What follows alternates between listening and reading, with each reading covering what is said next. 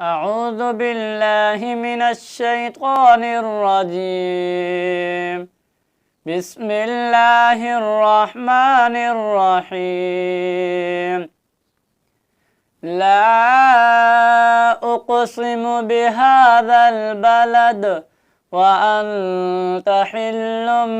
بهذا البلد ووالد وما ولد لقد خلقنا الإنسان في كبد أيحسب أن لن يقدر عليه أحد يقول أهلكت مالا لبدا أيحسب أن لم يره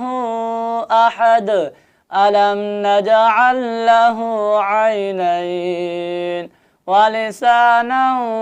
وشفتين وهديناه النجدين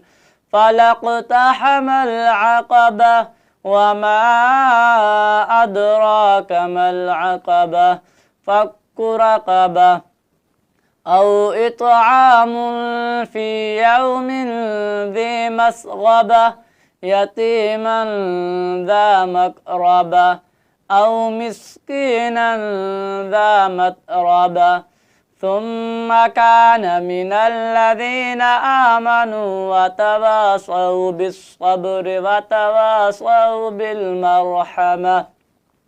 أولئك أصحاب الميمنة والذين كفروا بآياتنا هم أصحاب المشأمة عليهم نار مؤصدة صدق الله